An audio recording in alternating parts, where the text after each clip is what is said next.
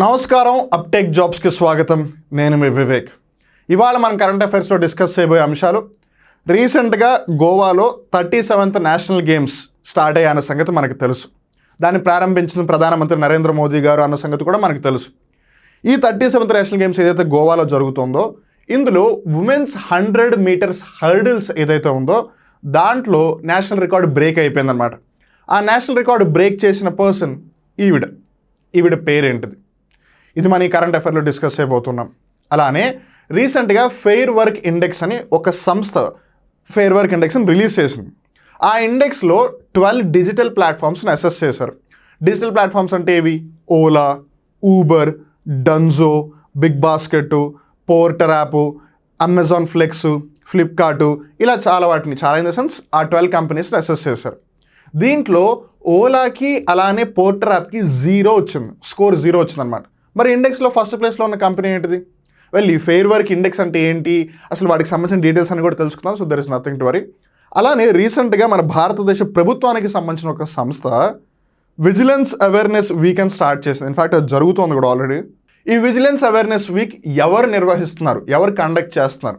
అలానే for a record breaking streak 8వసారి Ballon d'Or award గెలుచుకున్న పర్సన్ ఎవరు?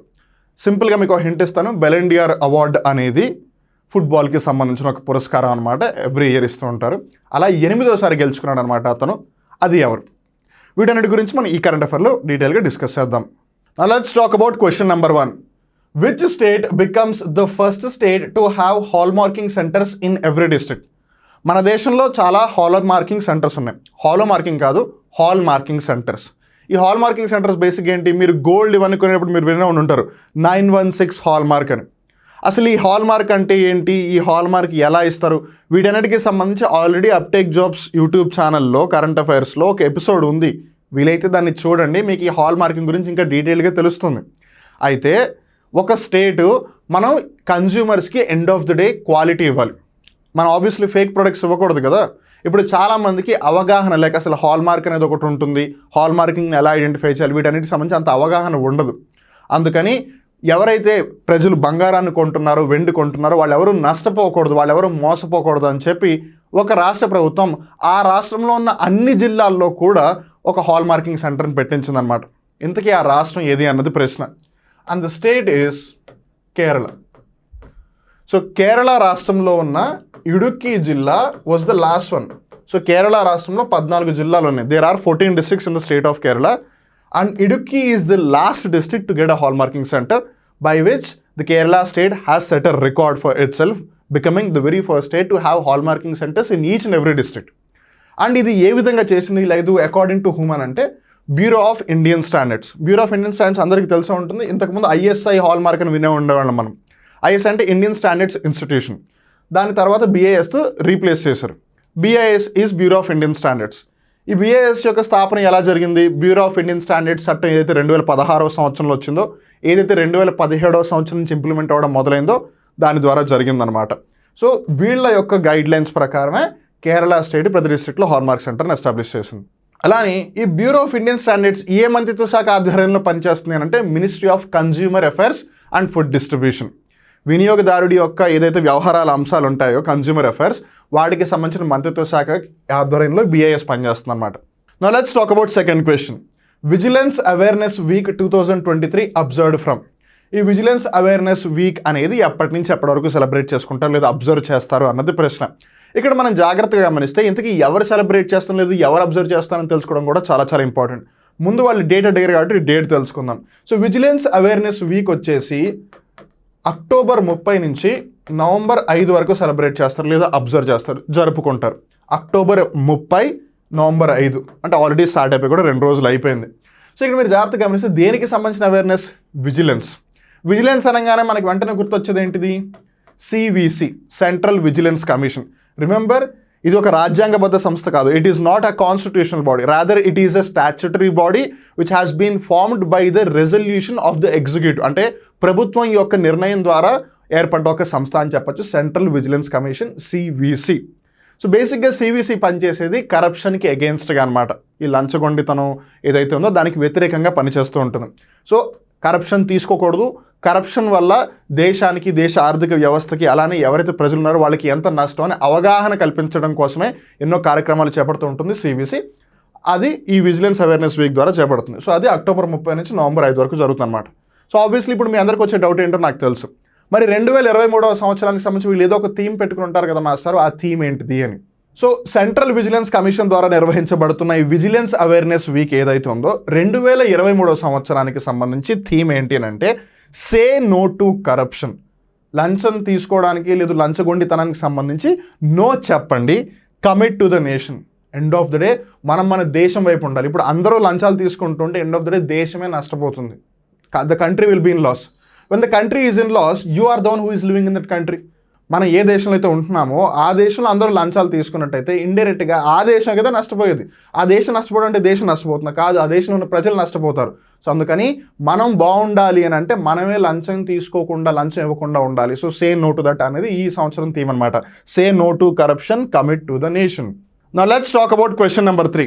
Which company tops the fair work index for gig workers? ఇక్కడ మనం రెండు విషయాలు తెలుసుకోవాలి.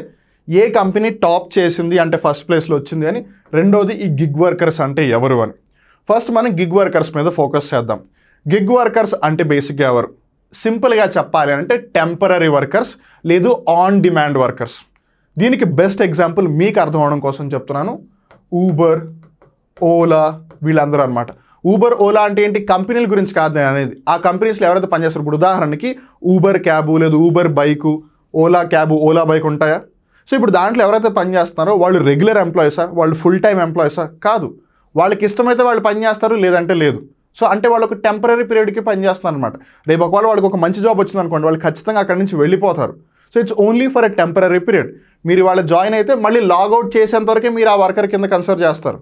సో మీరు ఇప్పుడు లాగిన్ అయ్యారు, ఒక 10 ట్రిప్పులు వేశారు, కొంచెం మంచి డబ్బులు వచ్చేసాయి అనుకుందాం, మీరు లాగౌట్ అయిపోతారు. అది రోజు మొత్తం పని చేయాల్సిన అవసరం లేదు, 3-4 గంటలు కూడా మీరు చేసేయచ్చు. సో అలా టెంపరీ వర్క్ ఎవరైతే చేస్తున్నారో, తాత్కాలికంగా ఎవరైతే పని చేస్తున్నారో వాళ్ళని గిగ్ వర్కర్స్ అంటారు. దీనికి సంబంధించిన ఆర్థిక వ్యవస్థని గిగ్ ఎకానమీ అంటారు.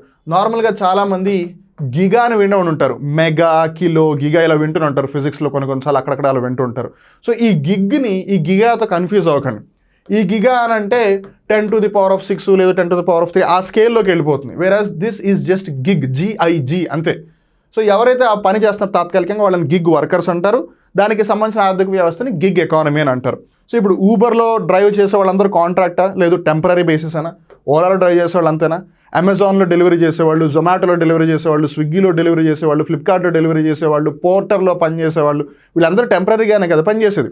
ఇట్లా ఈ ఫెయిర్ వర్క్కి సంబంధించి ఫెయిర్ వర్క్ టీమ్ అనే ఒక సంస్థ ఉందన్నమాట. ఆ సంస్థ ఒక 12 కంపెనీస్ని అసెస్ చేసింది. ఇండియాలో పనిచేస్తున్న ఒక 12 companies, and that too all digital platforms, అంటే డిజిటల్ మాధ్యమాల్లో ఉన్న యాప్లు అనమాట.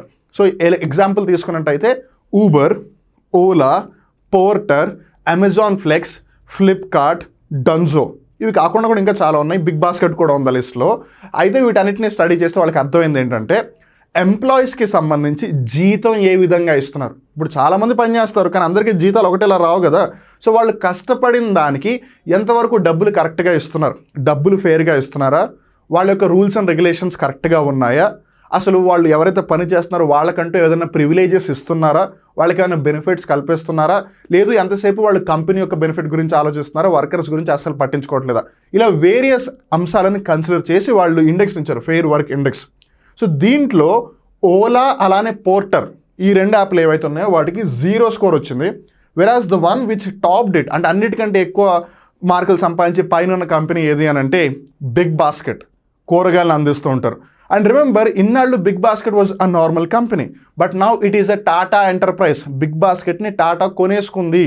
So now it's a Tata company అనమాట, లేదా టాటా ఎంటర్ప్రైజ్ అని చెప్పొచ్చు. So which company? It is big basket, గుర్తుపెట్టుకోండి. Now let's talk about the next question. Who wins the Ballon d'Or award for 2023? నేను ఇందాక బిగినింగ్లో కూడా చెప్పాను, ఈ బెలన్ డిఆర్ అవార్డ్ అనేది ఫుట్బాల్కి సంబంధించి one of the most prestigious award, లేదు ఇన్ వన్ వే చెప్పొచ్చు ది మోస్ట్ ప్రెస్టీజియస్ అవార్డ్. బేసిక్గా ఏంటంటే ఆ పర్టికులర్ ఇయర్కి సంబంధించి వెదర్ అది లీగ్ ఫుట్బాల్ అయి ఉండొచ్చు, క్లబ్ ఫుట్బాల్ అయి ఉండొచ్చు, ఇంటర్నేషనల్ ఫుట్బాల్ అయి ఉండొచ్చు, వీటన్నిటిని కన్సిడర్ చేసి బెస్ట్ పర్ఫార్మెన్స్ ఎవరిస్తే వాళ్ళకి అవార్డు లభిస్తుంది అనమాట. అలా 2023వ సంవత్సరానికి సంబంధించి బెలన్ డిఆర్ అవార్డు ఎవరికి లభించిందని.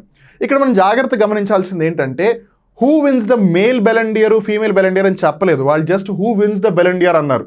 సో అది ఎవరైనా అవ్వచ్చు. సో ఆప్షన్స్ ఇస్తే then you have to be very very careful. Okay, so ఈ సంవత్సరానికి సంబంధించి ఇద్దరు గెలుచుకున్నారనమాట. సో ఆ ఇద్దరు ఎవరు అని అంటే 1 ఐతానా బున్మాంతి, 2 లియోనల్ మెస్సీ. 2 అని ఎందుకు చెప్తా అంటే ఆబ్వియస్ ఎట్ ఏ టైం ఇద్దరు పేర్లు చెప్పలేను కాబట్టి. సో 2 అంటే సెకండ్ ర్యాంక్ అనుకున్నారు, అలా కాదు. ఐతానా బున్మాంతి అలానే లియోనల్ మెస్సీ వీళ్ళిద్దరికీ కూడా 2023కి సంబంధించి బెలండియర్ అవార్డు వచ్చింది. అండ్ మరీ ముఖ్యంగా లియోనల్ మెస్సీకి బెలండియర్ అవార్డు అనేది అంత ఇది పెద్ద వాల్యూ లేదన్నమాట. ఎందుకనంటే బికాజ్ లియోనల్ మెస్సీకి ఇది 8వ బెలండియర్ అవార్డు.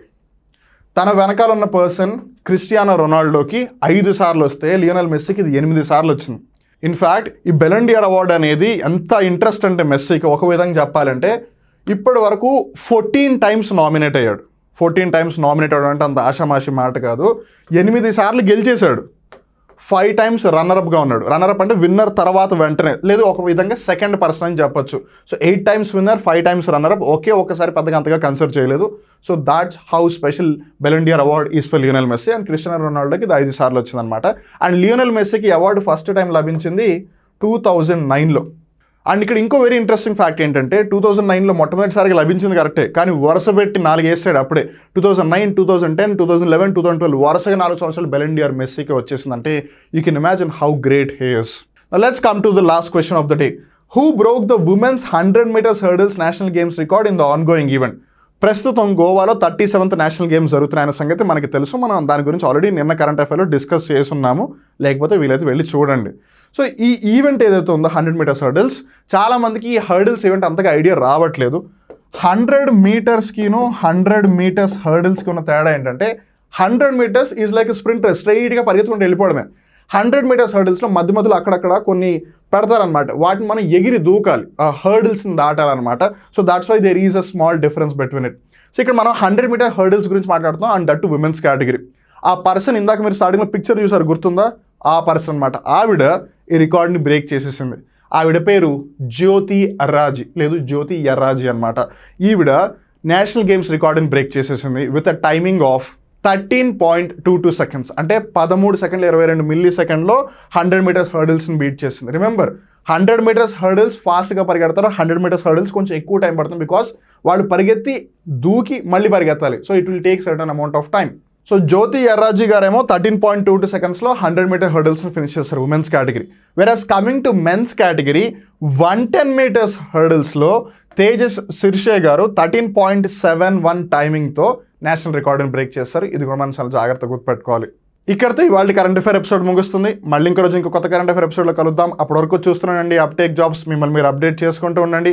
ఈ వీడియో నచ్చినట్టయితే లైక్ చేయండి. ఏదన్నా చెప్పాలి అనుకుంటే కింద కామెంట్ చేయండి. 10 మందికి ఇది షేర్ చేస్తే బాగుంటుంది, వాళ్ళు కూడా నేర్చుకుంటారు అనిపిస్తే షేర్ చేయండి.